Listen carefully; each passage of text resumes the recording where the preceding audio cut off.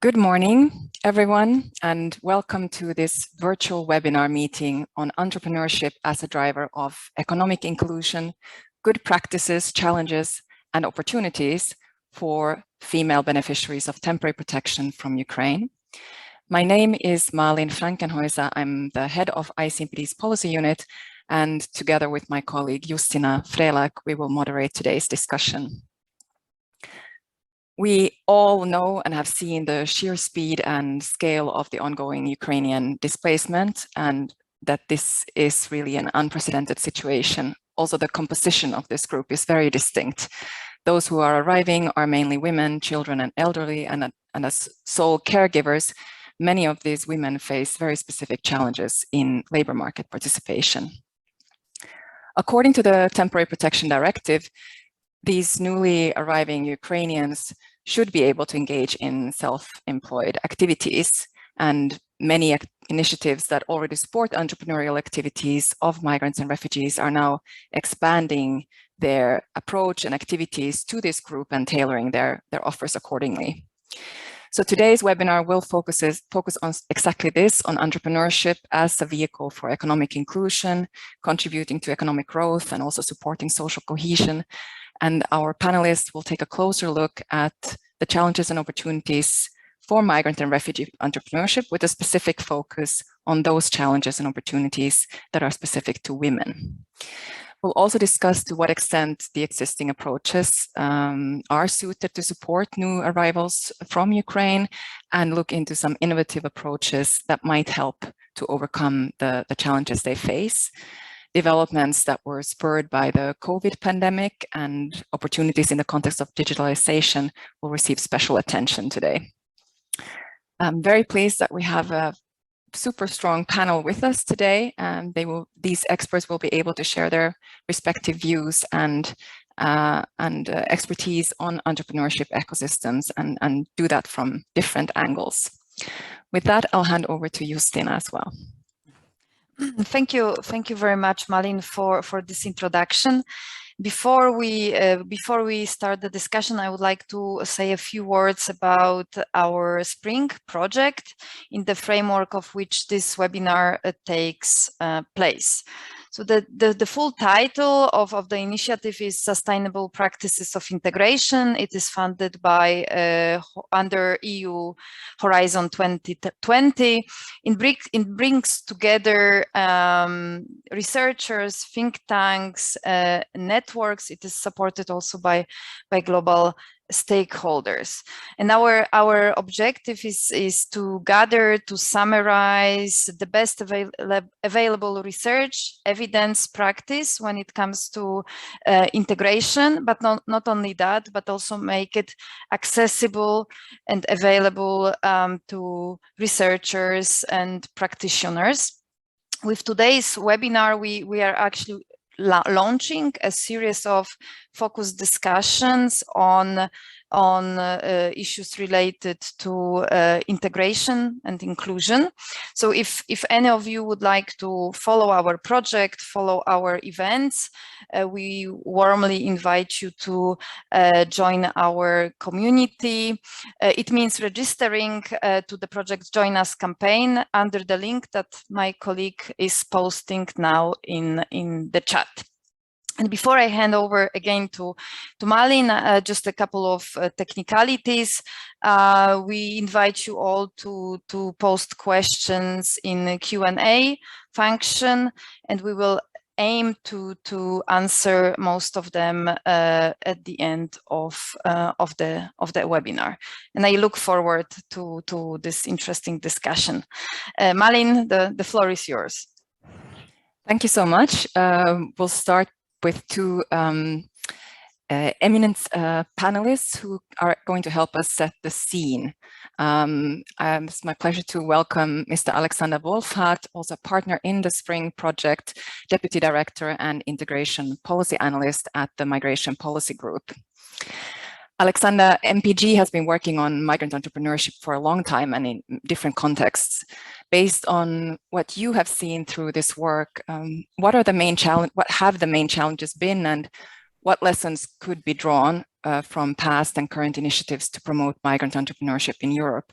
And to what extent can they now be applied to this context that we are in, these newly arriving Ukrainians? The floor is yours. Yeah, thanks. Good morning. Well, it's true. MPG has worked a lot in this field, especially on projects and initiatives that have brought together actors and stakeholders from different countries to build networks, to facilitate the development of support ecosystems. So we've worked with city regions in France, Germany, Italy, Sweden, UK, Spain. And I think the good news here is that support for migrant entrepreneurship is really placed on the agenda as a policy notion. There are a lot of activities going on, especially in those places where the demographics and the share of such businesses really call for this attention. However, I think the big question or the big challenge here is that we always see very different levels of development. These support ecosystems often are not very consistent, not coherent, not very well coordinated. And that is the big challenge. However, what the elements of this kind of comprehensive notion of a support ecosystem are, that is quite clear. There's abundant research, abundant evidence from the practitioners on the ground. I may share just one slide here.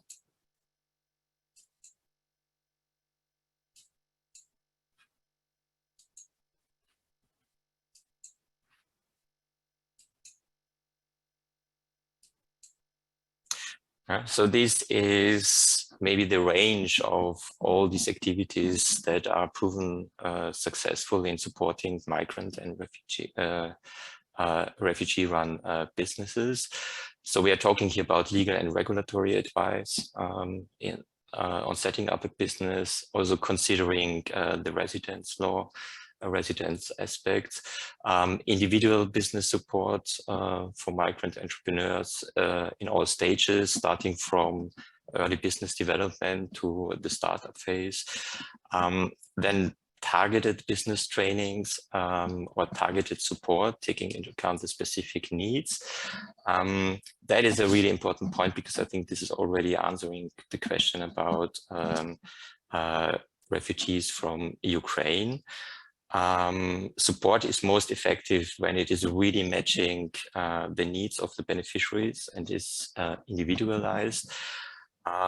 Looking at the current situation, we do have a refugee population here that is highly gendered, predominantly women, mirrors in terms of educational and socioeconomic background the entire population from, in Ukraine. People who were forcibly displaced, may be traumatized, may have lost documentation of their qualification, their skills. And you already see here a certain profile that really calls for special and tailored support. Just think about childcare for women that are participating in the training, skill validation programs, this psychosocial component, which is non-business related support, etc. And I think support providers should always bear in mind that the experts on the specific needs of their specific needs are the beneficiaries themselves. So the beneficiaries should be involved in the participatory approach right from the beginning in the design of any support activities, programs, and they should also be involved in the assessment and the evaluation of the impact of programs. And then when we go on here, language and cultural sensitivity, depending on the communities, there may be different ways to communicate, to advertise support programs, raising awareness, that is about the narrative also concerning what is the potential of migrant businesses, networking between businesses and the mainstream economy, very important to overcome this niche position very often, to get access to big corporates, to supply chains, etc., etc. Mentoring programs, access to finance, often the biggest obstacle for migrant or refugee-run businesses, incubating services, supplier diversity, huge issue, both in public procurement and for the private sector as well. Data gathering, impact assessment, evaluation, a whole culture of better assessing what is being done. So I think that is the range of what should be done. Wherever policies to support migrant and refugee businesses are developed, I think these are the topics. So ideally, all these things should be in place. The big question, of course, is how to get there to achieve these comprehensive support ecosystems that are appropriate to the scale of the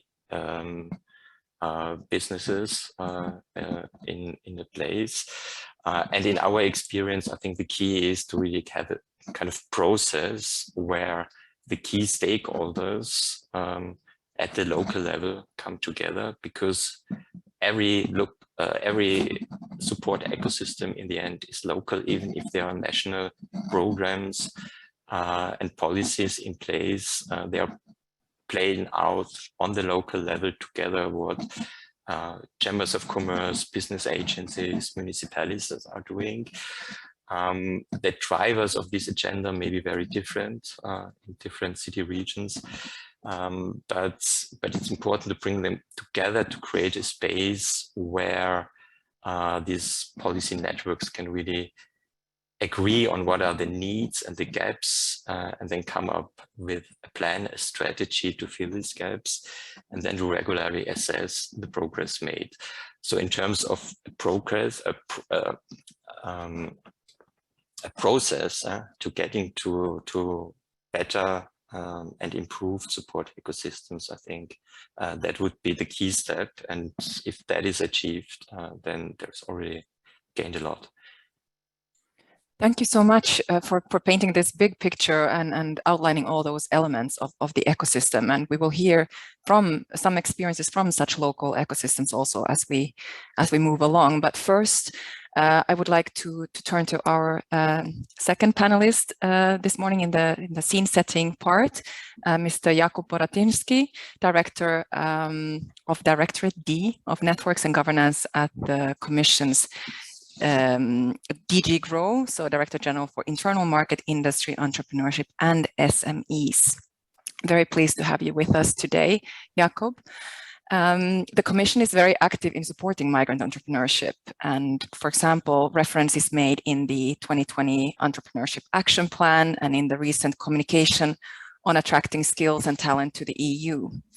You've funded a range of projects in the area of capacity building and networking to promote such migrant entrepreneurship. So what, in your view, is now the potential of entrepreneurs from Ukraine in terms of those who have been displaced along with their businesses, but also those who may want to set up a new business? And what are the Commission's activities and plans to support entrepreneurship for this group? The floor is yours.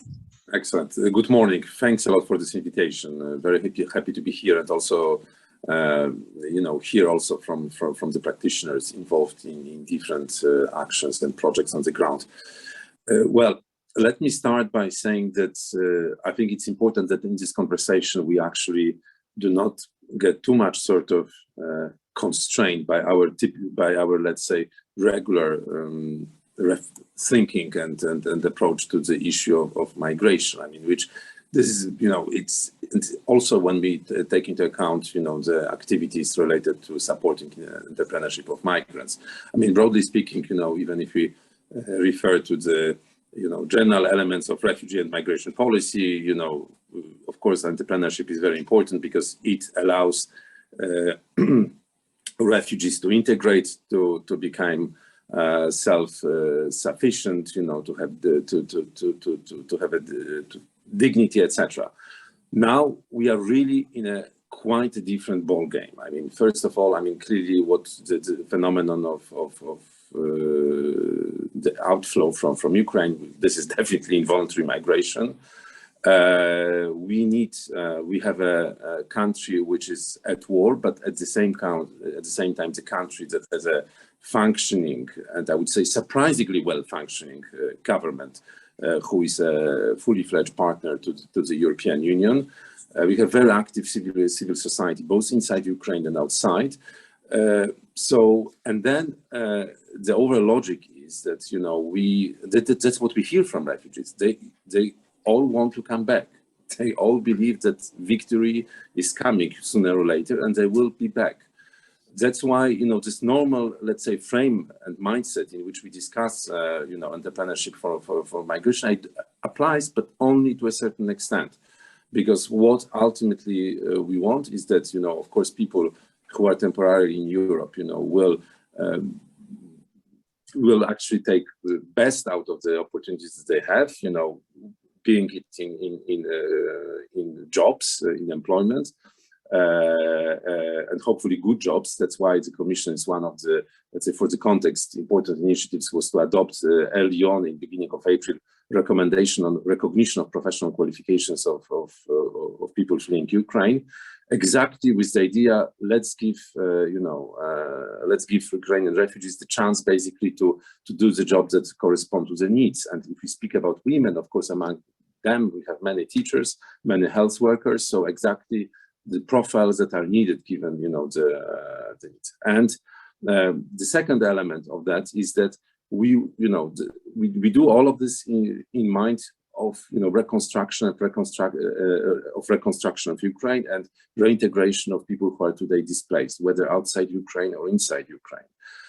And last but not least, with all of this, we should have in mind that we want also to avoid scenarios and that would, in a way, stimulate brain drain from Ukraine. Ukraine will be in desperate need of dynamic people. Now, more specifically about what Commission does in the context of entrepreneurship. You know, there is one ongoing initiative that we feel is very much well suited to the potential needs of women entrepreneurs, is the Erasmus for Young Entrepreneurs.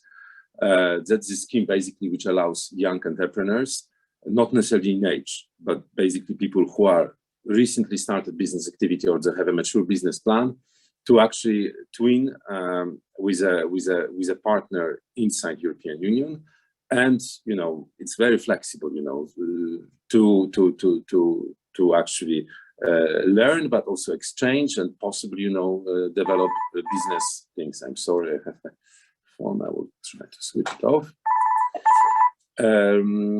So that's one element. So that scheme has existed. It's obviously available for EU, but we have been actually over the last 2 months 5 times as many Ukrainian applicants as before. And again, the peculiarity of that scheme is it would be equally suited to Ukrainian refugees currently in the EU, as well as to actually Ukrainian entrepreneurs who are still in Ukraine.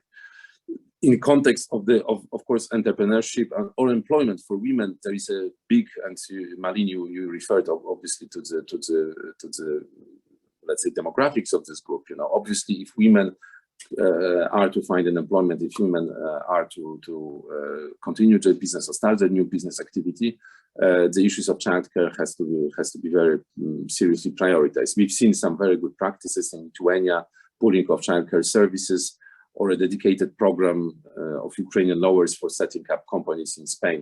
involving the component of childcare. Anyway, many of those initiatives, are developing, and they need to be very much supported, because without that, it would be very difficult in practical terms to speak about entrepreneurship for Ukrainian women. This is also, the wider context is the overall support of the European Commission to women entrepreneurship, which is part of big flagship, initiatives of the Union, being the Green Deal, the SME strategy, the New Skills Agenda, or Digital Education Action Plan. Since 2016, we sponsored WeGate, which is a European online platform that helps to create real opportunities for women to do business, expand their network, and learn from mentors and peers how to achieve their full potential. And so another, let's say, existing tool that could be used for those purposes. In the context of skills, again, which is both relevant for employment as well as for entrepreneurship, you might be aware of the Pact for Skills, which has been launched with this commission, which basically results also as part of our industrial policy in development of sectoral partnership for skills, involving industry, involving universities, regional and national authorities.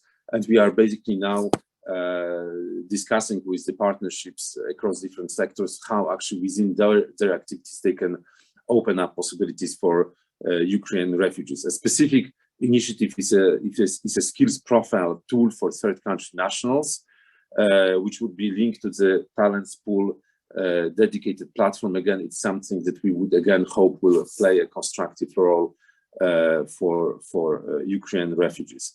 The issues of access to finance, navigating in the let's say realities of the EU member states is supported by various initiatives. One that is, I would say, that we very much now push for is the establishment of a network of advisors within the Europe Enterprise Network, which is basically the network of hundreds of advisory centers across Europe, which is advising SMEs and also new entrepreneurs about business. And we would like basically to have a pool of experts specifically advising, Ukrainian women entrepreneurs across Europe. Again, as I said, and maybe I would like to stop here, is that we very much have to be much more, in a way, flexible in our approach.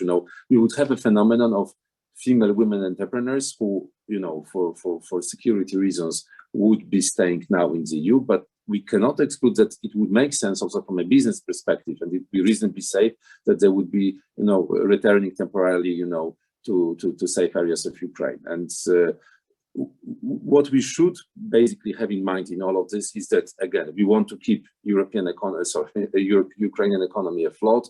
We want to help Ukraine to basically survive this unprecedented aggression of Russia. And we want actually the Ukrainian refugees basically to give them most of opportunities to make best out of stay here, but generally help them to use the context, the skills, the practical experience that they will gain here later on when they will be back in Ukraine. So with this, I would like to go back to Malin. I'm very, again, looking forward to hear from other co-panelists. I may not be staying until the very end, but again, we are looking forward to further engagement with you. And I guess generally, I think we're in such a moment that it's very important that there is a lot of sharing of good practices and what works, what doesn't work in this very, I would say, unprecedented challenge. Thank you. Thank you. Thank you. No, for sure, there's a lot going on and a lot is on the move. And tying back to what Alexander said about the need for coordination, I think we can never find that ultimate, perfect, coordinated ecosystem anywhere. But I think it's about having many things in motion and hoping then that people find ways to tap in as much as possible to the various tools and opportunities that are being presented specifically here to support entrepreneurship. I'll want to come back also a bit later, Jakub, to the time issue and exit strategies and how we can be flexible with a view to mobility, perhaps also in the future, with a view to temporarily going back or reconstruction phases. But I would like to turn now to a new round then for discussion to specifically narrow down to challenges and opportunities based on previous experiences and expertise in dealing with this type of group and these types of needs. And start with Miss Sofia Altafi. You work for the Ester Foundation based in Sweden, and one of the objectives, which she co-founded in 2012, and one of the objectives of this foundation is to support immigrant women. Thank you so much for joining us today. You have been working specifically with immigrant women who come from non-European countries as a group that is marginalized in the labor market. I would love to hear more if you could tell us about the specific needs and challenges of these immigrant women, specifically in the context of entrepreneurship in Sweden. So we'll start here. The floor is yours. Thank you, Malin. Thank you so much for having me. We have worked for almost 1 decade now with women who are born outside of Europe, and most of them have also had a lower educational level when they started in our activities, because we saw that this was an extremely marginalized group on the labor market in Sweden. Normally, it takes about 8 years for a newly arrived to get a permanent employment in Sweden, but for this group, it was even longer. At the same time, we live in a country where employment is central and where women work outside of the home to a very large extent. And we believed that having your own income and being self-sufficient as a woman is a really important step for feminism in our country. But when we started to look at those women who had actually started their own companies already from this target group, their businesses were all very weak. They were marginalized even in the business community. They were running businesses in weak organizational forms. They were not hiring people. They had very low profitability. They didn't take loans. They had lower insurance than other companies. So even as entrepreneurs, they struggled a lot, and they didn't get the same support and resources as other groups of entrepreneurs. So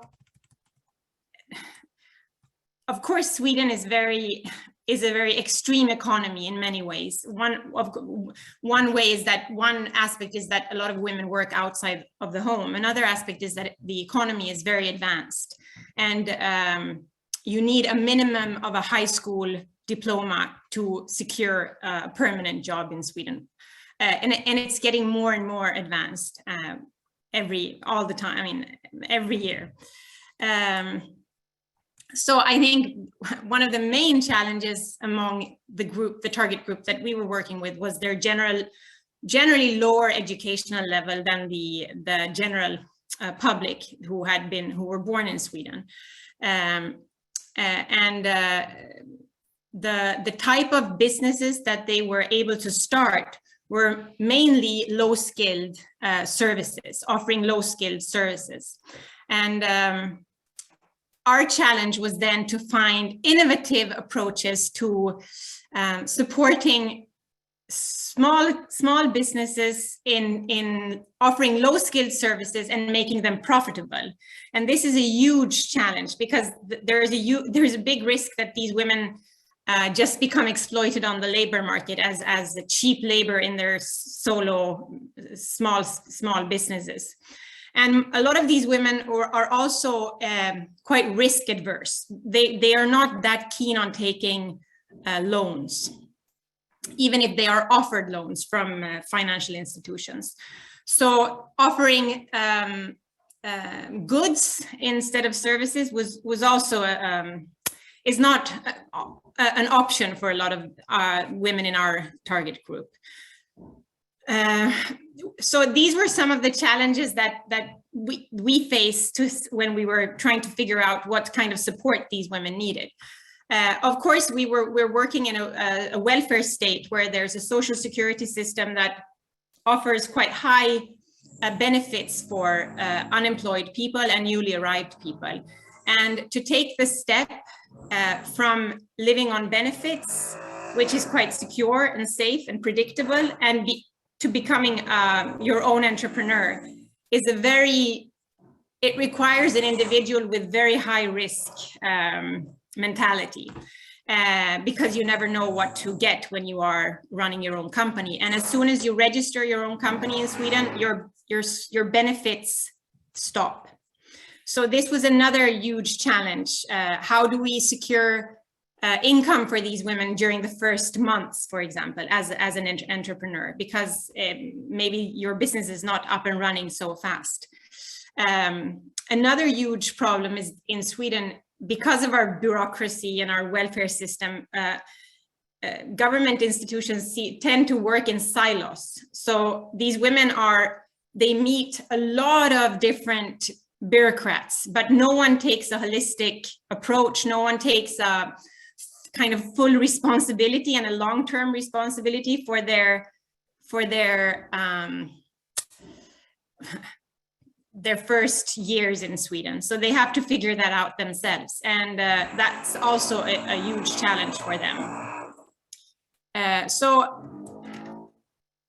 I think we have a general system that is not created for small-scale entrepreneurs in Sweden.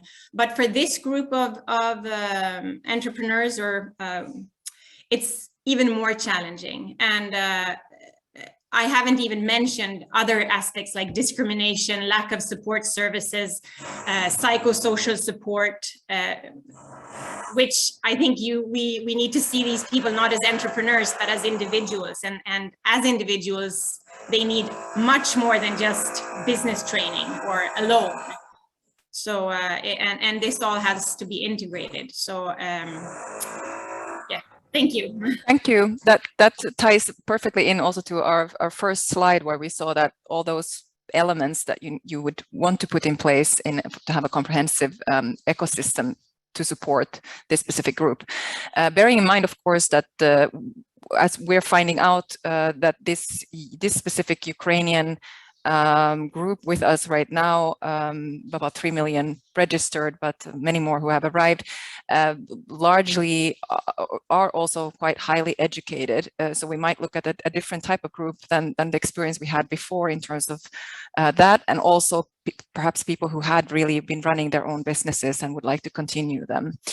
But let's first take a bit of an opposite ecosystem take. So Sweden being highly regulated, and moving on to Turkey, where ICMPD has had is supporting entrepreneurship specifically. So I'm very pleased to have my colleague Pinar Yapanoglu here, who is portfolio manager for our migration and development projects in our Western Balkans and Turkey office. And Pinar, you have been involved in the implementation of the Enhancer project that supports entrepreneurial activity of Syrians under temporary protection in Turkey. In your experience from the Turkish context, what challenges do refugee entrepreneurs face in general, and female refugees in particular? Yeah, thank you, Malin. It's a pleasure to be here and to be with you today. Actually, as you have summarized, the Enhancer project is financed by EU under the FRIT program, and the project kicked off as of January 2020. And we have been implementing the project in cooperation with the Ministry of Technology and Industry development agencies. The main actually objective of the project is increasing the entrepreneurial capacities of the Syrians under temporary protection. And we have been implementing the project in 11 provinces of Turkey. Actually, there are 4 important pillars, fundamental pillars of the project, because the project, and we believe that entrepreneurial activity increase is also a skills upgrading. Entrepreneurial activity is vital engagement for the migrant community in sustaining livelihoods, and migrant businesses contribute to host communities, and it can be directly attributed to economic growth for developing jobs, creating jobs. So our pillar approach in this started, and we have been implementing since in the last 2.5 years. We have done quite extensive field surveys and ecosystem analysis involving the migrants and the female migrants as well. So as a result of that, we have underlined some barriers for the migrants which are keeping them away from entrepreneurship. So these are actually especially around the legal regulation and infrastructure.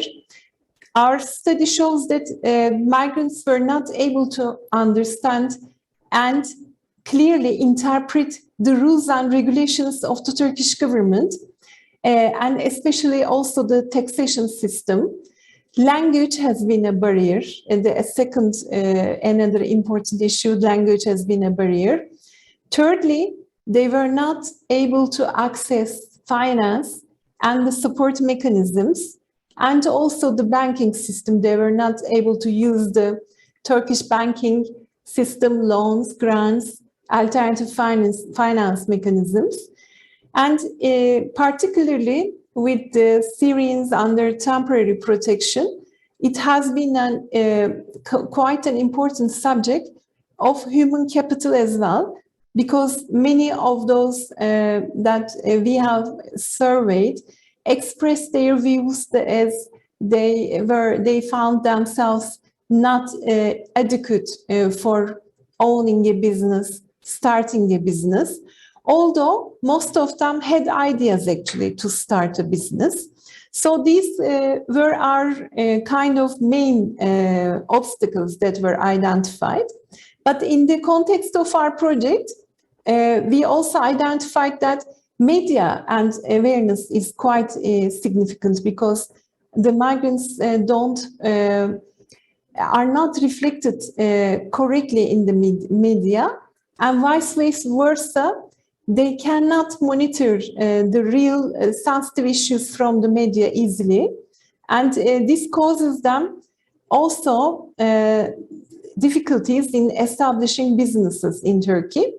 But coming to the female and the women entrepreneurs, especially when we consider the Syrians under temporary protection, because the education levels are quite low as well, and the culture is quite different to the Turkish culture, we have identified that family care responsibilities unfortunately fall on disproportionately on the female. This can be either the taking care of a female, for the female, the children, or the elder family member.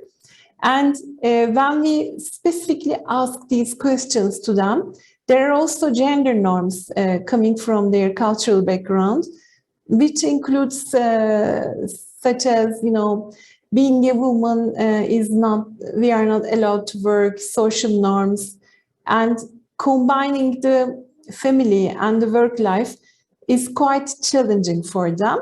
So we have identified this, and there are some real practices and measures that we are trying to implement, which can be like for the language barrier training courses.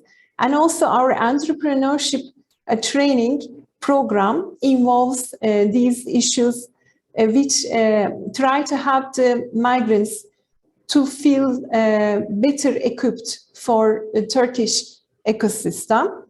And for working moms, we are always recommending that there has to be a babysitting contribution, or more kindergarten facilities should be established. For cultural barriers, we are regularly conducting B2B events, business-to-business events, sectoral meetings, and one-to-ones to get them together with the Turkish private sector. And for the access to finance, we are trying to tap into the areas of new generation finance and getting them acquainted with this idea, like crowdfunding, and these sort of ideas. Also, digitalization is quite an solution for some of our female migrants, entrepreneurs, because these large platforms which are solving their problems can be the first getaway to the business life, and they can be easily marketing their products and services from the home environment. Again, in addition to that, we have a very quite well-advanced mentoring mechanism established in the project. And we, in addition to this mentoring, we are providing grants, and soon we will be providing grants for the mini grants for the startups. And we are also establishing local common use facilities in the regions where the female migrant entrepreneurs can access in their own cultural settings as well. So we are both trying to identify and to solve some of the problems at the same time. And I think it all comes up to a very interesting kind of a conclusion that if you have an idea as an entrepreneur, you want to go for that. But in order to go for that, you have to believe in yourself. And this also requires to feel safe and at home. Thank you very much. Thank you so much, Pinar, for outlining the process also as we go along and identify new needs to adapt to. Jakub, if you are with us still, I know that you have to leave soon. I wanted to come back to the issue of temporary protection. In Turkey, Syrians have been under temporary protection for 10 years now. So temporary protection has lasted long. There are also in other countries where temporary protection schemes sometimes run long. In the EU, temporary protection now will last for 1 year and could be extended, but it's supposed to be temporary and could be extended to 3 years. So this is a situation, of course, that definitely has an impact on setting up a business, as we know that takes time, especially in terms of profitability, and also with a view to financing and investors and others who would like to be on board. So Jakub, I would love to hear what your views are on the temporariness of this, and if this will affect entrepreneurship and how, and if there's a way to mitigate any possible negative effects. I'm extremely sorry, because in fact I was a bit distracted exactly about those issues, actually. So it was about some discussions about the funding for this initiative. Listen, I understand you are asking me, generally speaking, about the impact of the temporary closure. Temporary nature, basically. Temporary nature. I mean, well, I mean, it's a very big political question. I would say that at that stage, I mean, we are, I think, definitely in a scenario that everyone, I mean, in a way, it's a rare situation of in a way alignment of views between the receiving country, between the refugee population, and between the the government of the country affected by the war. That we, which means, and this is a bit referred to what I was saying in the beginning, that all what we do now should be done with the thought that these people, in principle, are going to go back. And I think it's honestly too early to speculate. What are how this would look in practice. The council took the union took a very, let's say, quickly unprecedented decision of giving this, I would say, quite generous scheme of temporary protection basically to anyone, leaving Ukraine after 24th of February. And I think I would say that this is the basis on which we could act, which allows, full, just access to the labor market, access also to to establish, professional activity, business activity to the refugees. And I think I'm not, to be honest, at this stage aware that the fact that we do not have a clarity or certainty about how this is going to evolve, that this blocks us from offering certain means and measures. I think that this is how it is now. We just passed the mark. I mean, we'll be passing tomorrow the 100 days of the war. Yeah, and I think we can do a lot with the current, let's say, legal framework that the temporary protection directive provides for. Thank you. Yes, of course, one can only speculate at this stage. Also, we are very early in a displacement situation, and it's natural for anybody displaced this early in a war to only be wanting to go back. So I guess we also have to wait and see what happens and where and if return will be possible, and if there are win-win situations of being able to have more circularity also between Ukraine and the EU. Malin, if you think about it, I mean, indeed, I mean, as we spoke about entrepreneurship, this is there is a lot of sensible and positive things that can happen that would indeed allow women entrepreneurs, to get context, to get certain experience that could be indeed, very much transferable and useful from the point of view of their future in Ukraine. So I mean, this is, I think, the framework in which we operate now. Exactly. Yeah, for sure. Thank you so much. I'd like to turn back to Alexander as well, tapping into something that was mentioned partially, and that is COVID and the pandemic, which of course has affected both our lives, but also the business world severely over the last 2 years. And migrant businesses here have been hugely affected by the negative effects of the pandemic. Nevertheless, the pandemic also drove us to online meetings, online webinars, and necessity became a mother of invention, right? With many technology-driven innovations that are now here to stay, a lot of digitalization of businesses. What do these digital solutions, which tying back to our previous conversation, is also a way to promote that kind of circularity where you're not tied to maybe the same type of geographic location. What do these digital solutions mean for migrant entrepreneurship and related policies from your point of view? Yeah. I mean, I fully agree. I think we really should be aware that we are currently in a situation where businesses are still, or migrant-run businesses are still recovering from this crisis and are in a situation where they were particularly hard hit by the pandemic, and digitization is just part of this broader picture here. I mean, just to recall, in the crisis, most or many migrant businesses are financially very weak.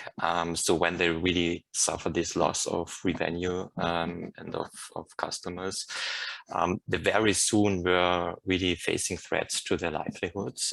Let's not forget it. And then, of course, in that situation, it became even more difficult to access loans and finances in a economic recession. Then we also saw that early stage businesses were especially hard hit with their limited customer base. Think about solo entrepreneurs. We also saw a gender gap. There were surveys done where we saw that women-run businesses were even more affected. Then migrant businesses were often active, are often active in the sectors that were most hard hit by the crisis. Think about gastronomy, personal services, retail, you name it. Then the whole issue of access to the emergency aid or emergency programs of governments. Often there were communication issues here. Understanding these often very complex rules. Again, issues for early stage businesses, small businesses that don't have a history of trading, are often also not eligible at all for emergency support, etc. And then, yes, lack of digitization also played a role in like the extent to which migrant and refugee-led businesses were negatively affected. It's not just that on average such businesses are less digitized, but it's also that the customers possibly are less used to online buying in their habits. So that's one part of the coin. But we also observed in the crisis that many businesses, of course, also seized on that as an opportunity and quickly adapted online tools. Again, think about gastronomy, delivery services. So yes, I think that digital inclusion really is emerging as a big topic. Digitization is a major trend in the economy. And it is really important for all supporting organizations, incubators, training providers, whoever, really make an effort here to support digitization of migrant businesses, but also concerning the customer base. Yeah, I agree. It's a huge challenge. It's one of the biggest topics right now. Thank you so much for outlining the challenges, but of course also let's have a bit of a glimpse of hope there. Remember that there are good opportunities also for innovation and further development. I'd like to hand over to Justina here as we start focusing more on the specific support to Ukrainians and under temporary protection. Thank you very much, Malin. Indeed, right now we will zoom in on the situation in Austria and Germany, as well as the practical solutions to supporting both migrants and refugee entrepreneurs. And I have a great pleasure to welcome Mr. Mustafa Tahir, who works as a project coordinator at Kompass. This is the Center for Entrepreneurship in Frankfurt that has been the hub for both regional and international startup scene for over 2 years. In Germany, starting yesterday, Ukrainian beneficiaries of temporary protection have access to, as I understand, broader entrepreneurial support, including startup funding of the job center. So, Mustafa, can you tell us more about the benefits of integrating this particular group into mainstream service provision, and then which approach does Kompass take to support potential migrant entrepreneurs and, again, specifically Ukrainians under temporary protection? Welcome. Thank you very much. Thank you very much, Justina, and pleased to be part of this great panelist today. Well, concerning your points, first of all, I think you're referring to this press release, which was talking about, yes, that's actually, it also says that there's a potential Ukrainian refugees are becoming part of this unemployment benefit too, that maintain their basic life costs as long as they're unemployed. And in legally, I think it also enabled them to access a certain startup support schemes within the job centers, because there's a measure called the Einstiegsgeld that those who want to be self-employed, or he or she want to choose self-employment as an integration to the job market, then they have the chance to prepare a business plan, and there's a screen, and they might have a certain amount of money as a Einstiegsgeld that they can start. So it's a good start for them to do a self-employment. And in the meantime, this also enables them that they still can have social unemployment benefit too, as long as the benefit that getting from the self-employment is not maintaining their living costs, so that they still can have the remaining from the unemployment benefit too. It just depends on how much of the benefits they can get and what are the basic life costs and what is the gap, which will be felt out by this measure. So this is one thing, and then the advantage is that we as a Kompass, we have also an ongoing project. It's called Werkstatt, that was designed already from many years ago, which was particularly for people who has a migration or refugee experience, Fluchterfahrung, basically to say, like Afghans, like people from Syria, that they came. So we provided the business consultancy and their local language. So we had business consultant who could speak in Persian, who could speak Arabic, and then within the frame of this project, the beneficiaries were provided first with a very basic workshops, like doing business in Germany, in order to assess the employability opportunities. Either some people will choose to be like employee, or some people will say, yeah, I have these potentials and these are the opportunities for me. Self-employment is the best option. And then within the frame of this kind of workshops, they might have an idea. So, okay, what kind of businesses are a good opportunity here in the market? What are the, as our colleagues mentioned, for example, access to finance is exactly a challenge, but they might have been briefed with a variety of different possibilities, from a crowd investing to the job center, small grant to, like, as I said, Einstieg scale, to the banks and to our partners that we have. For example, we are partnering with WeBank Hessen in order to help them with developing their business plan, and even our colleagues who write Notar, which to enhance the chances of accessing to a certain loan which is provided by the city.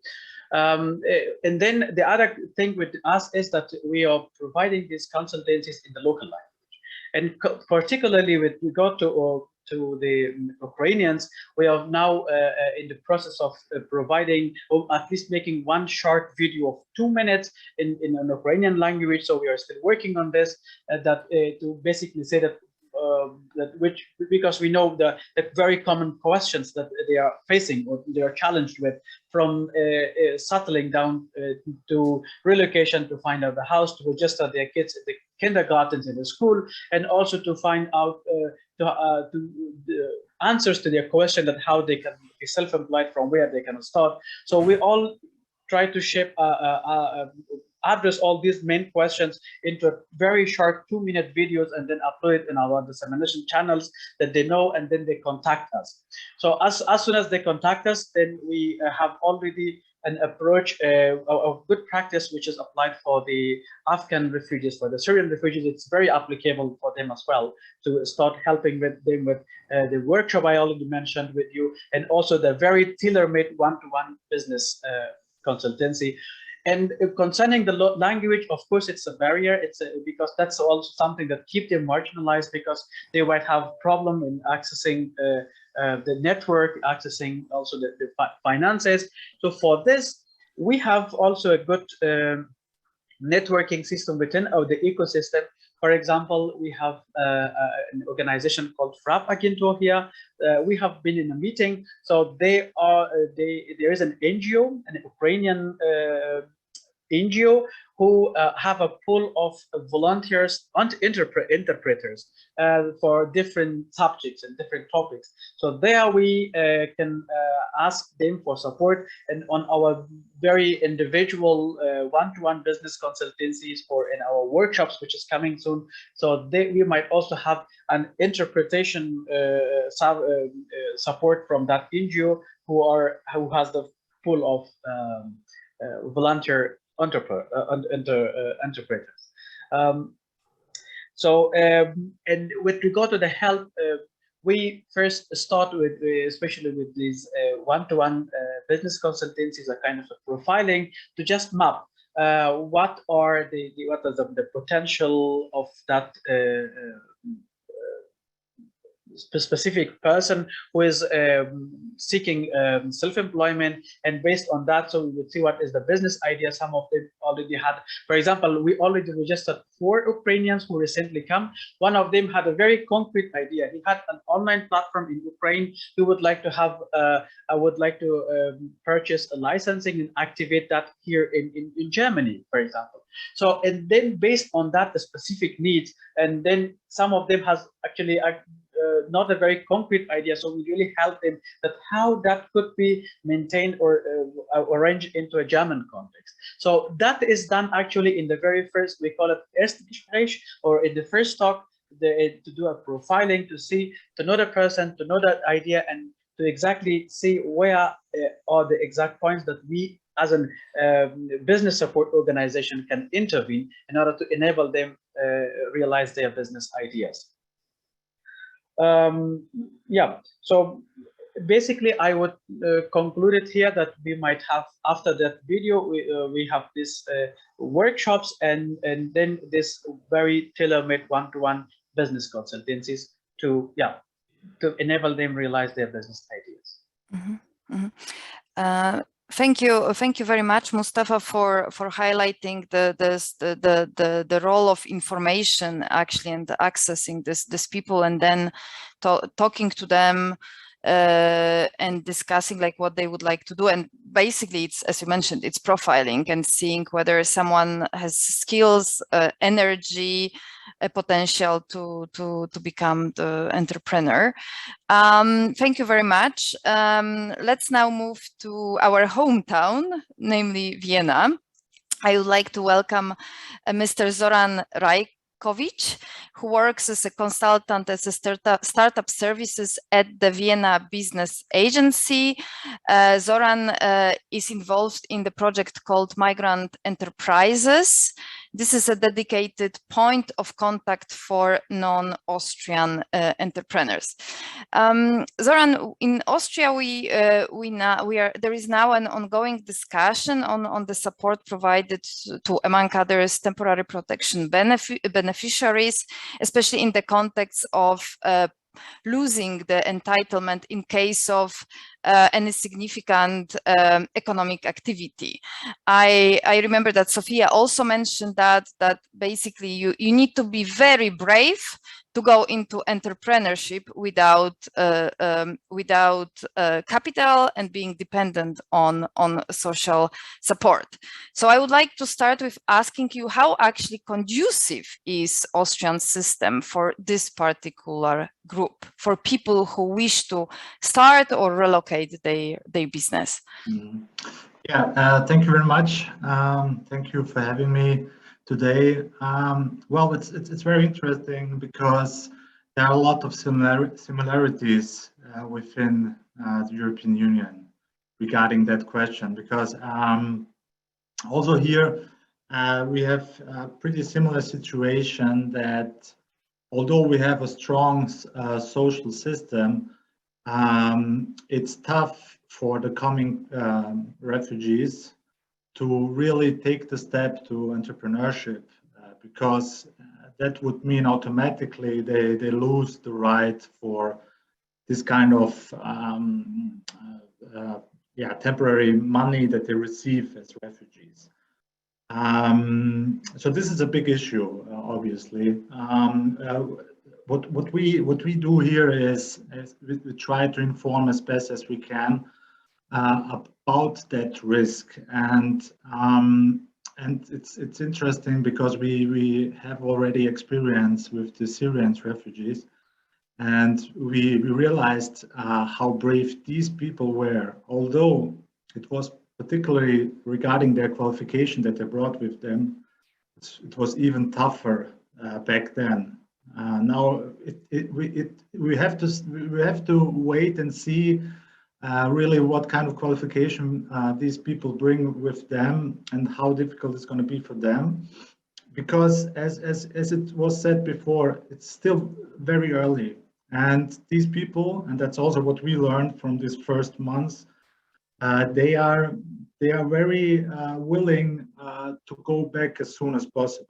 So they are getting all the information they need, of course. They want to know their possibilities in Vienna, but we don't see, as it is right now, very active, foundation of companies. They're still in this process to find out what's the best for them.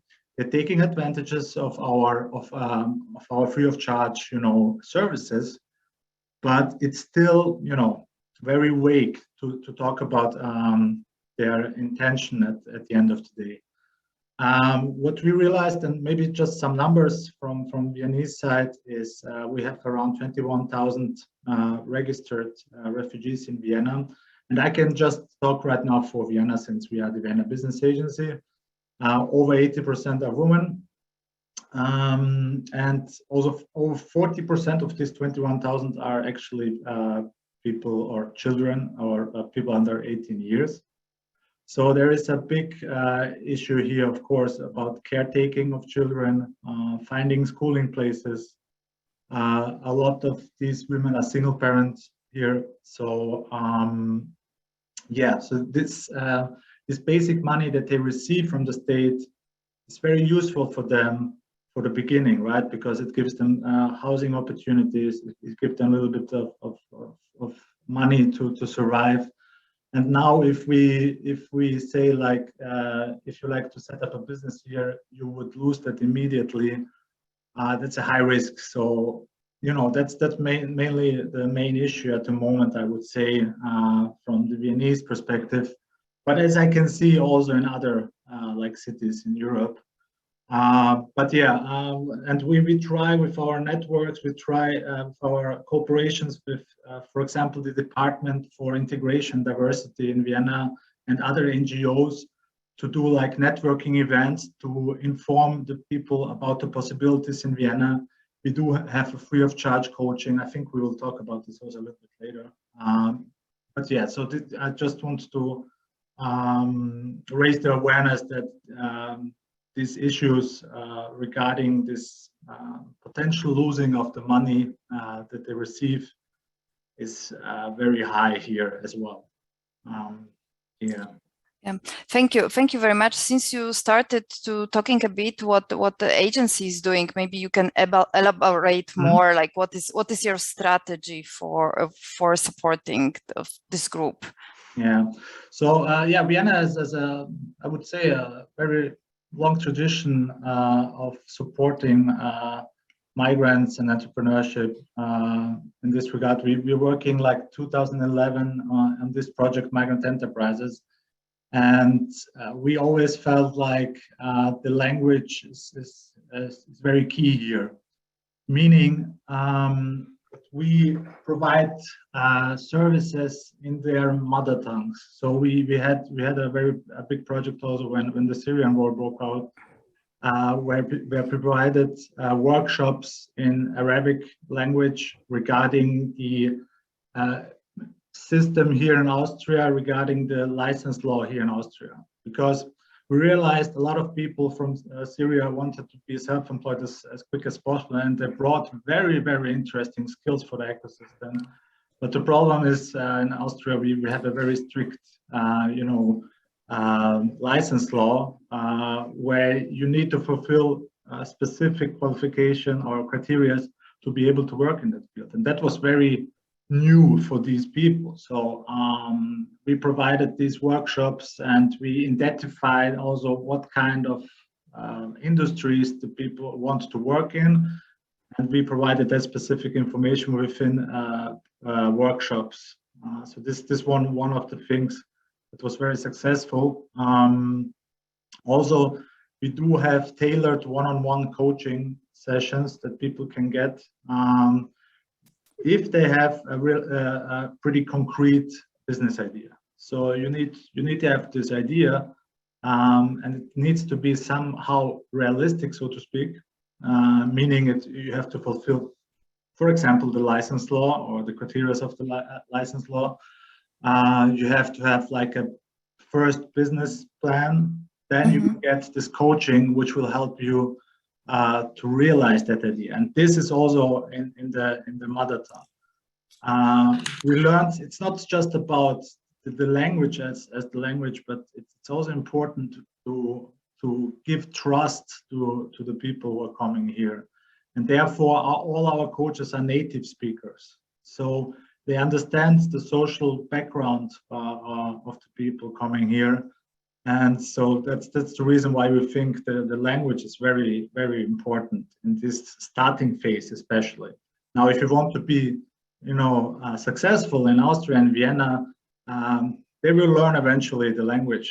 But we believe at the beginning, as a welcoming effect, it's important to talk to the people in their languages. And it also builds trust in the target group. And with these services, we believe the people can start quicker, rather sooner than later. What we also realized is the sooner they earn their own money, the sooner they get more involved or integrated in the whole society in general. Now, again, we have to be careful here, as Jakub also said. This is a particularly different situation at the moment, at least, where we don't really know how it's gonna, evolve. So we have to wait and see, especially also what kind of people are willing then to stay long term, and how the policy is going to change regarding the temporary, residency. But the good thing about the Vienna Business Agency is that we are very flexible in this regard. We always reacted pretty flexible on these situations. We don't have this typical, I would say, private sector pressure to sell something. We just, we can react on these kind of crises pretty good. So that's just maybe a short introduction of what we do this time. Thank you. Thank you very much, Zoran. Unfortunately, Jakub, you have to leave us in 15 minutes. So maybe I will now have a look at the questions listed in the chat, so that you can respond to one of them. Actually, one of them concerns the relocation and support to relocating of existing Ukrainian businesses to the EU. Is there anything particular that European Commission is doing in this field, or maybe it's a part of Erasmus support?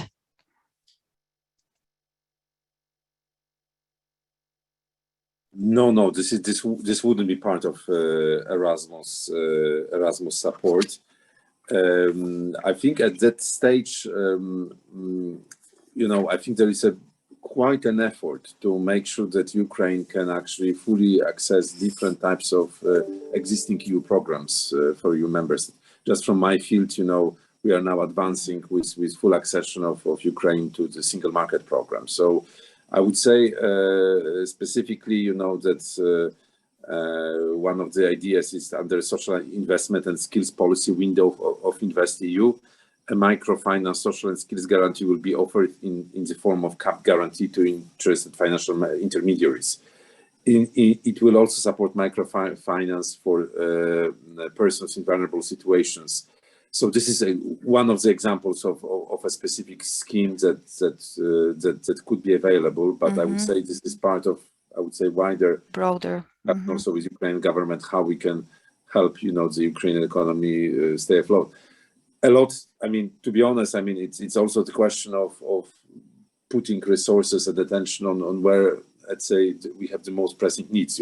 For just to tell you, a lot of people now in the Commission are working for last several weeks on the project of solidarity lanes, which is, how to unlock, the exports of grain from Ukraine, which is super important for Ukraine, but also, of course, important from the point of view of the global supply of food. So,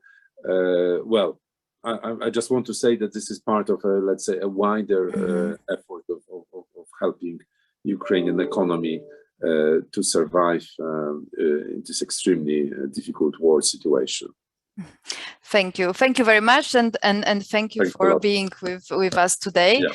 I would like to return to Sweden for a couple of minutes. Sofia, we heard a couple of times that tailor-made, comprehensive support is necessary, desirable, but it's also very costly and difficult to achieve. So as an organization focusing on women, can you tell us more about the approach that Ester Foundation takes to support potential potential female entrepreneurs? What are the lessons learned? Well, first, I think it's quite interesting what Zoran mentioned about the intention of people coming from Ukraine, because in Sweden we've seen that people, when we look back at immigrant groups that have come decades ago, people who've had a mindset of staying in Sweden and not returning to their country of origin have been more successful on the labor market, as opposed to people who have had an idea that they want to return one day, or they want to keep part of their life in their country of origin. So this type of idea in your own thinking seems to also affect how well you're going to do in your new place. And I also want to point out that I do not see entrepreneurship, this type of entrepreneurship, as a large-scale solution to for the labor markets in our types of economies, like the Swedish one. I think that it is potentially a solution for a group of people who are very entrepreneurially driven and who have an initiative on their own to start a company. But I think we need large-scale government-created jobs to bridge the gap between foreign and Swedish-born people on the labor market, because in Sweden there's a huge gap. So as to Ester's, my foundation's approach, what we've done during the last 8 to 10 years is actually adapt our holistic, long-term, very costly, very comprehensive model to match the Swedish bureaucratic structures, rigid rules, regulations, which means that we've made our program much more flexible, much shorter, much less expensive, and yeah, basically not as good as it was. Because this is what has been required in order for us to be able to fund our program, and also maybe more importantly for our participants to be able to live on an income when they are following the program. So either as a part-time job or as a government subsidy. If they would start our program on a full-time basis and not be able to, for example, look for a job on a full-time basis or take part in a government initiative on a full-time basis, they would lose their benefits. So this has been a major challenge for us. And in the beginning, we found private stipends for participants, but it became too difficult for us to secure that funding for participants. We see I mean, one of the most important aspects of our program is building self-leadership, but also education about the Swedish rules and regulations and policies in terms of being your own entrepreneur, and then general business knowledge, business management. Another aspect is building networks in Sweden, and not just among the group that you're from, but also towards the mainstream society.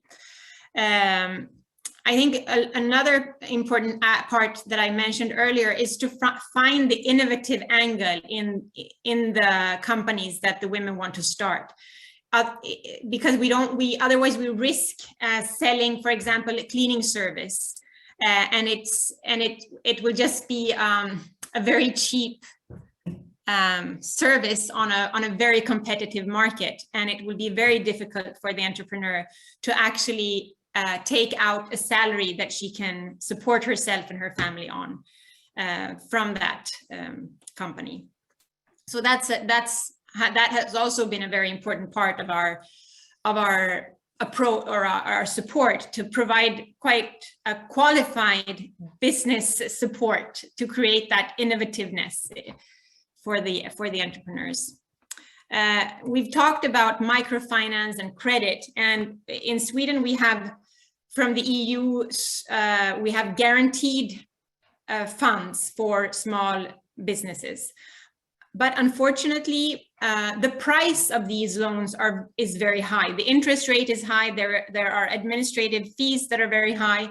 And for companies and entrepreneurs that are risk adverse, that already have a very low profitability, these costs don't make sense. I mean, instead it should be cheaper than the market rate, and it should be no administrative fees. I mean, it should be, I think, the interest rate could be even zero, because these entrepreneurs are already struggling a lot to make things work. Another important part of our support has been to tie up with other support organizations to provide access to psychosocial support, because a lot of women who have come from other countries to Sweden have a lot of luggage, and they need a lot of support for their children, communication with school, maybe in their marriage, for themselves. Mental health issues are, as we see, a big challenge for our participants. And they do not, and their children do not get access to the same support that Swedish-born people who understand how to fight for the resources get. So they really do not access what they have the right to access in Sweden. So I think it's a quite complex support that that our target groups need. And when I hear discussions about the people coming from Ukraine, I'm a bit skeptical as to when we talk about that they're teachers and health caregivers. I don't know how well they would actually be able to secure a job as a teacher in Sweden, or even as a healthcare worker in Sweden. It is not. I think there are many barriers to cross before that can happen, and I think that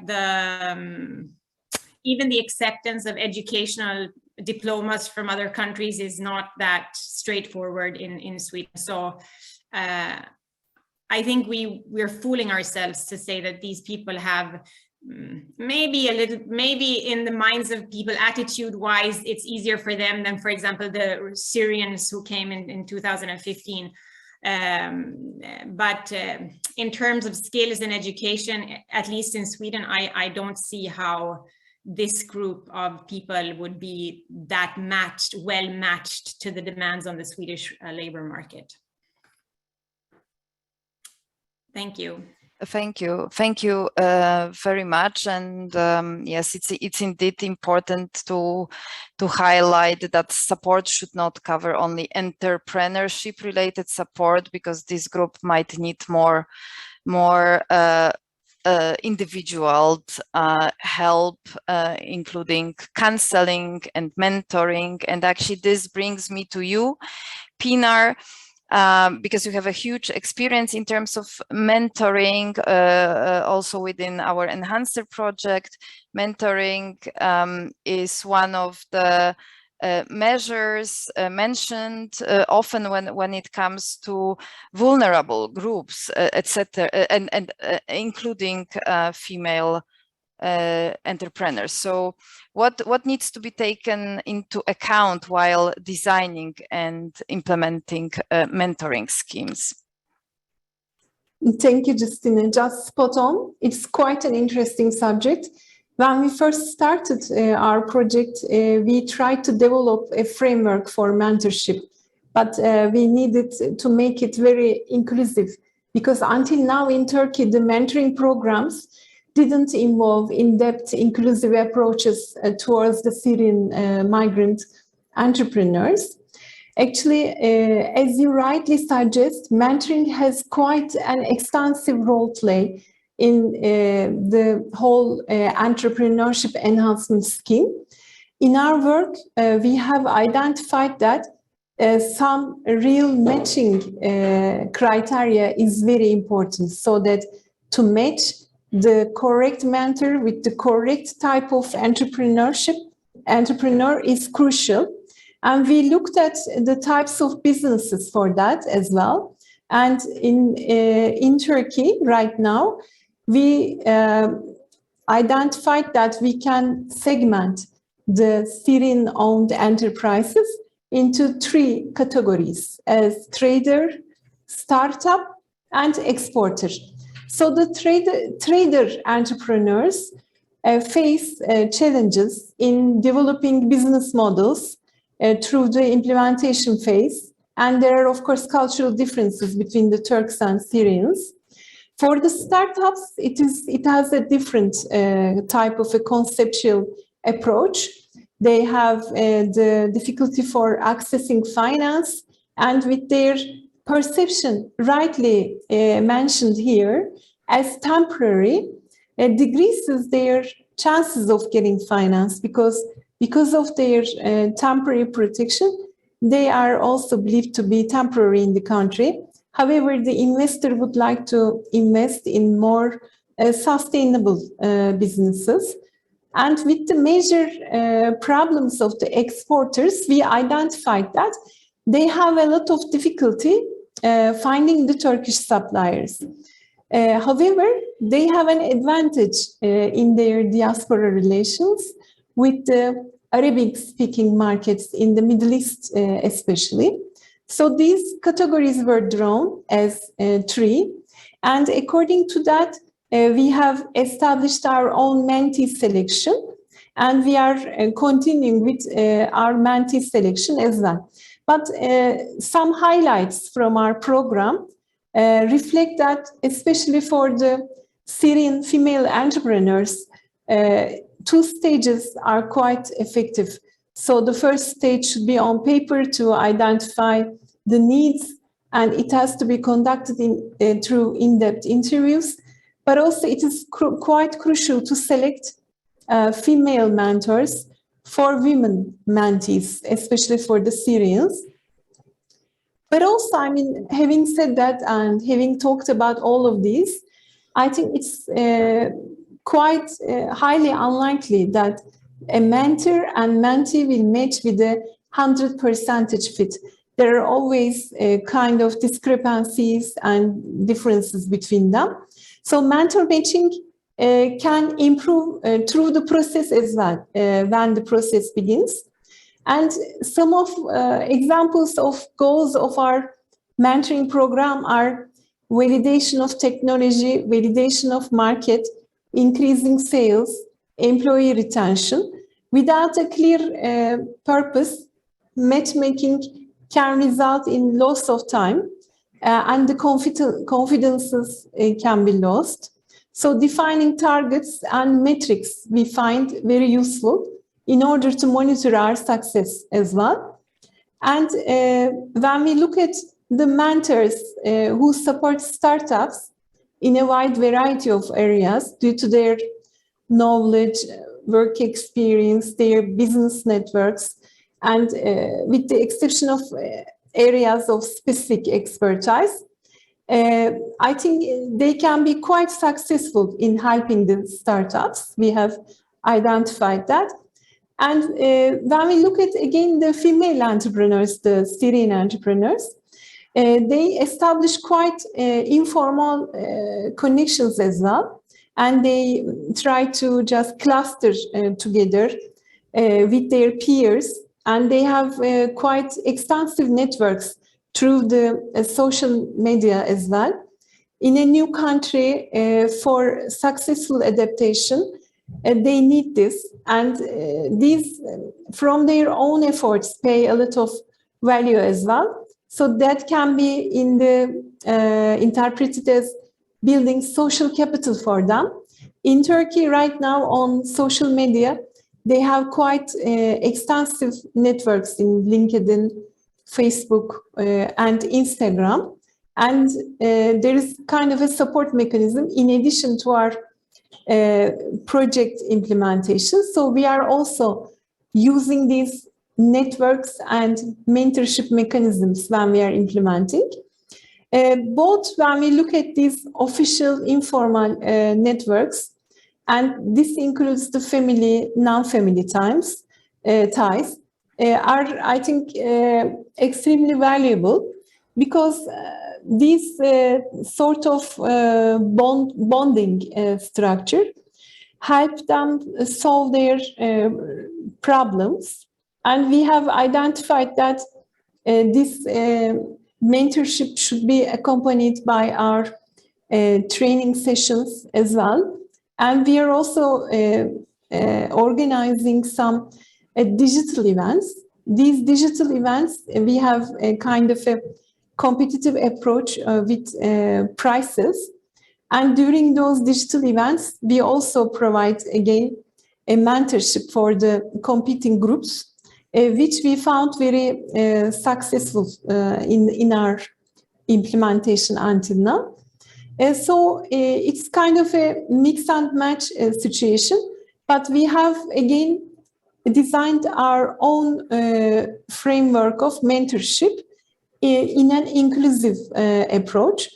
How we have done this? We have, of course, done quite in-depth analysis and survey work in the beginning of the project. And also we have included the main famous, phenomenal mentorship groups of Turkish business.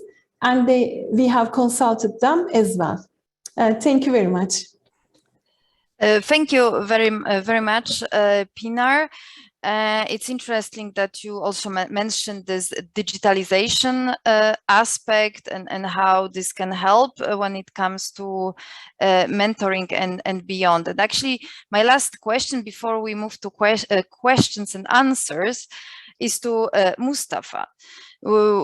We've been discussing the role of digitalization in terms of entrepreneurship, and what role does it play in the service you provide to migrant and refugee entrepreneurs? Mm-hmm. Well, thank you very much. It depends actually what kind of services are we talking about. We have services before launch, before foundation, and we have services after foundation. For the after foundation at the moment, it's very relevant topic because accessing business opportunity in a digital economy is becoming more important. Otherwise, the businesses are becoming automatically marginalized because now it's a trend. You already mentioned in your background information that it's increasingly become an attention. But for the our services before foundation, it's still vital, but not as much that much in the focus, because the focus is to help. First of all, now let's make a specific example of the Ukrainian refugees, because we're talking about that. So at the first stage, we need to really help them that they can find out.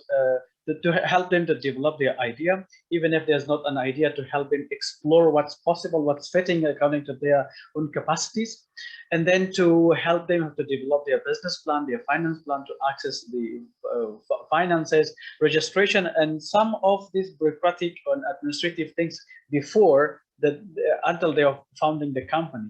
But as soon as they're founding the company, then it's becoming more digital relevant to digitize the business model. But in some very rare cases, for example, I already mentioned give an example of that Ukrainian clients who wanted to relocate that online platform he had in Ukraine to here to Germany. So that's already a digitalized business by its nature. You know, that's a different thing. So it's the whole business idea, everything is digitalized. So it would have been more of under our digital focus services. But in our very typical approach, before foundation, there are other prerequisites to be fulfilled. As I said, a development of the business plan to make sure that they know the context, they have access to the network and to the finances. So that's more of the priority and at this phase. Mm-hmm. Thank you. Thank you very much. I will take the liberty not to be very democratic and pick 2 questions from our list. I think that some of them have been anyways already answered. Actually, one is particularly interesting, and it points to the role of diaspora networks in facilitating entrepreneurial activities of new arrivals. What can be done to support this type of engagement? I'm now looking at Alex. Maybe you can answer this question. So what is the role of diaspora networks? They can have a very, very big role, because that's something that we also know from research. The most immediate support network and support environment for most migrant businesses are their own communities. Also concerning finance, etc.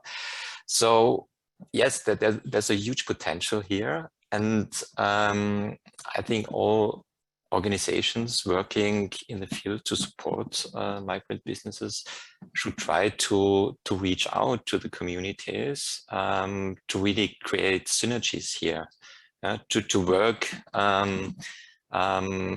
with community leaders, multipliers, etc., to really think about what are the exact needs of communities and what should be provided in to amplify kind of these community networks.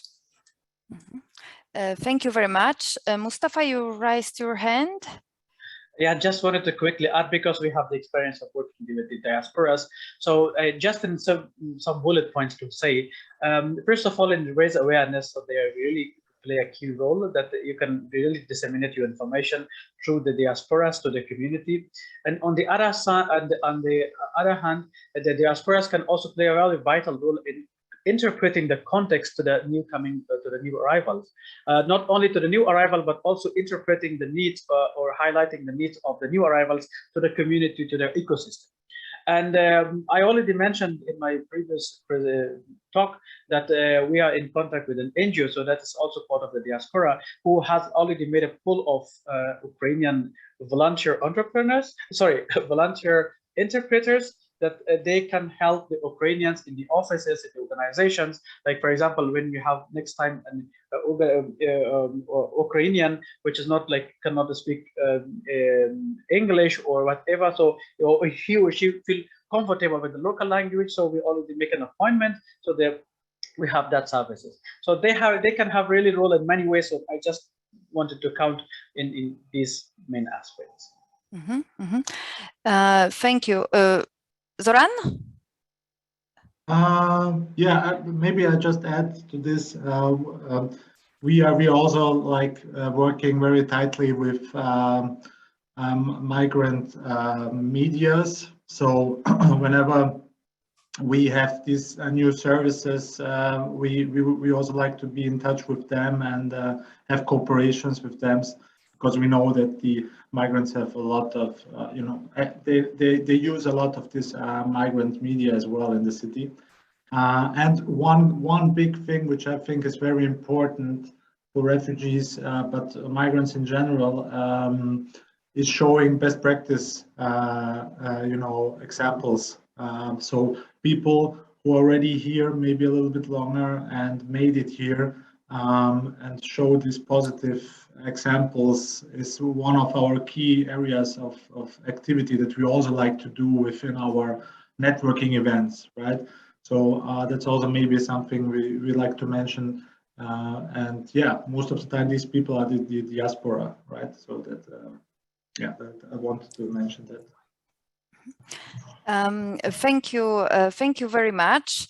I would like to ask you for ultra short final comments, and actually answering my question, what would be 3 top issues that need to be tackled immediately to untap the potential, entrepreneurial potential of this group?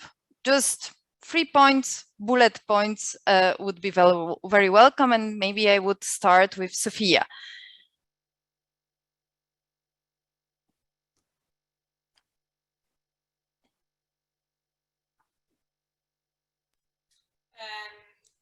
Can you get back to me?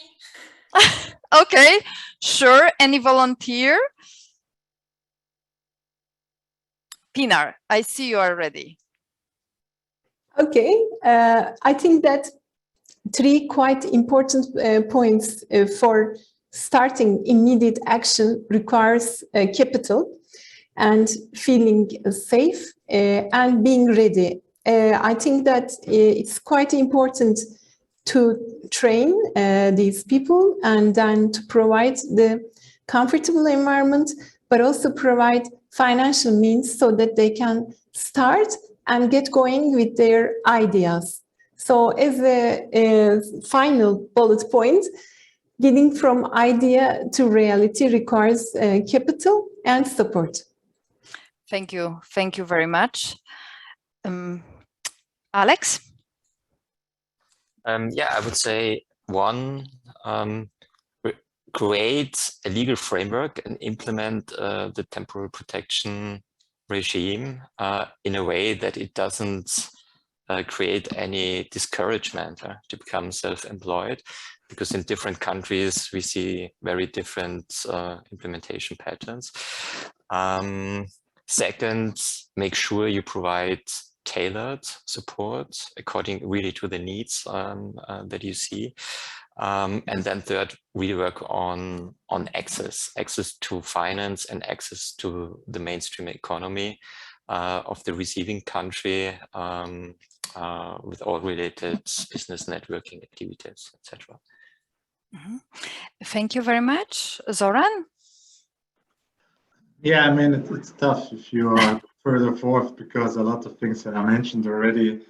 Well, I would just like to point out one big thing. I think the people should be allowed to earn a little bit more than they're allowed now and still receive that money from the government, at least for the time of their temporary, residency. And then you can go on and maybe say, okay, after this 1 year, you established kind of a business, and it looks like you want to say, and then after this year, maybe they lose that money that they receive.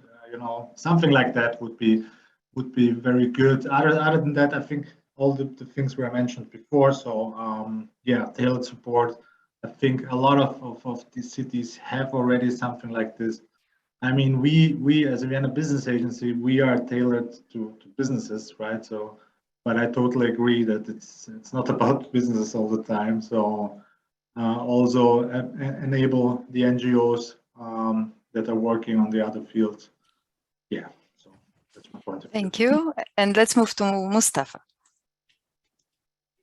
Thank you very much.